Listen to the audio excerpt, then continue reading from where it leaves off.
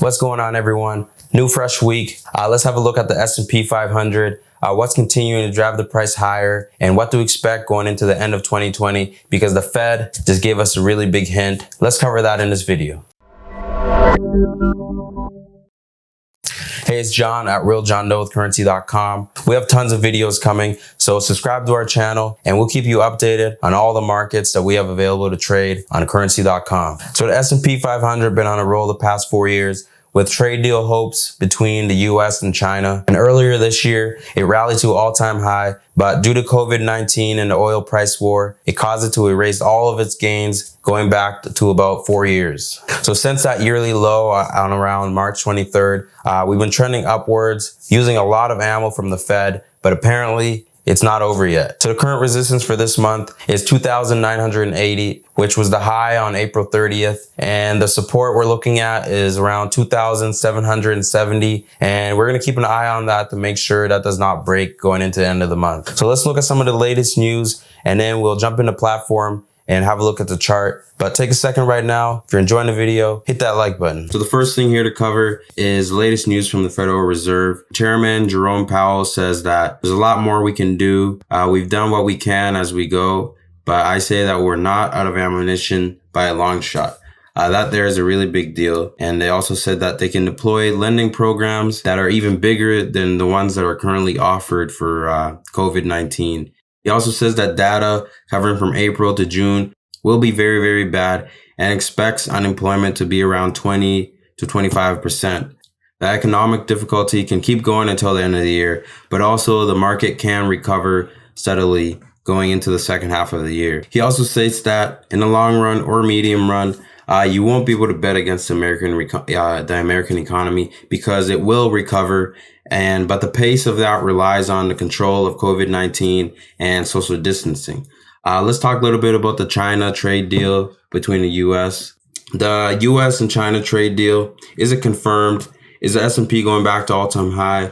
I reported here on Currency.com that phase one will go on as planned.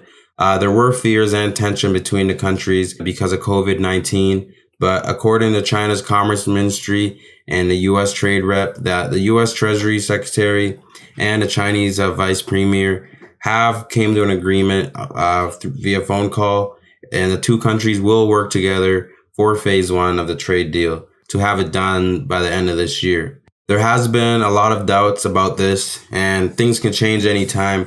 Recently, Trump has been blaming China for failing to squash the COVID-19 early from the source.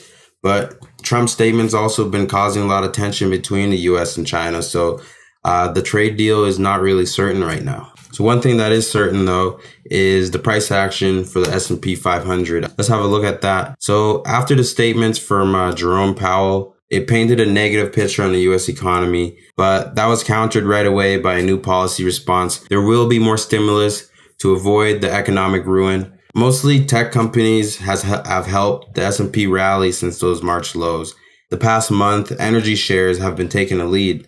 In March, the S&P 500 brought down all sectors. And in April and May, it brought light to investors because they started putting money into companies that they think will likely outperform during this extended health and economic crisis. The VIX right now, it calmed down a bit since that high of 85, and it's ranging at around 33. As of right now, for the S&P 500, May has been a negative month for the past 5 years, with an average return of minus 1.2%. Let's look a little bit more into that. We'll jump into the chart and see what we can expect going into the end of May. So on the daily chart right now, we are moving upwards. Things are looking bullish. One thing that helps confirm that is that the 10-day moving average here is potentially going to cross the 100-day moving average. And if that were to happen, then we would potentially test these highs that we had back in April. The current monthly support right now is at about 2,780, right around here. And then the resistance is those April highs. If we were to make a lower high with the 10-day moving average and the 100-day moving average crossing, it would be good as long as we don't test this monthly support. Something like this would happen and then break out of this one. right into this resistance, and those April highs then become support. That would be a very bullish scenario. But what I can see also happening, since May has been a month that's brought negative returns to the S&P 500, that we don't even flip that to support. We make a lower high right on that 100-day moving average, and we go right back down to test the 50 moving average and see if that breaks or not. But if we do have a MACD cross and this 100-day moving average and the 10-day moving average have crossed, I would expect us to go test those April highs right into resistance going into the end of the month or even June, and then come back and look at the chart on what to expect next. This all depends on how everything is also going with the Fed and the COVID-19 situation, and if the US has more testing happening or not. So we'll zoom in a little, have a look at the 4-hour chart on what we can expect this week. The S&P 500 seems to be in a downwards trend for the month of May right now. We did test that monthly support 2 times here. One time here on around May 3rd, and last week, right on Thursday, I believe, on May 14th. One thing I can see happening this week is a strong rally, and then we go test last week's highs in this range. And then the bullish scenario would be to flip that into support. And then we see the 10-day moving average cross the 100 and the 50-day moving average. So the last time the 10 moving average crossed the 50 and the 100 moving average, we had a dip, and then we had a rally that was about 4%.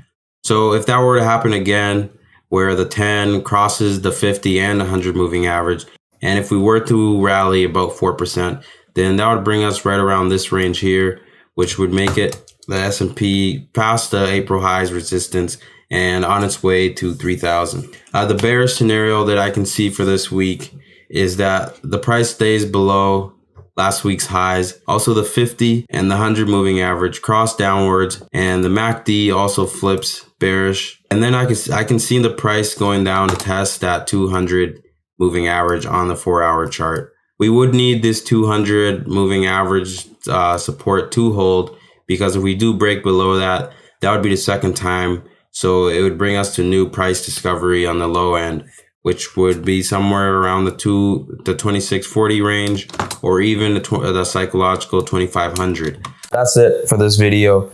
Thanks for tuning in with me, John, at Real John Doe from Currency.com. I'll be following up on this, plus more videos. So subscribe to our channel, and you will be notified when more videos are posted. For more trading videos just like this, please subscribe to our channel.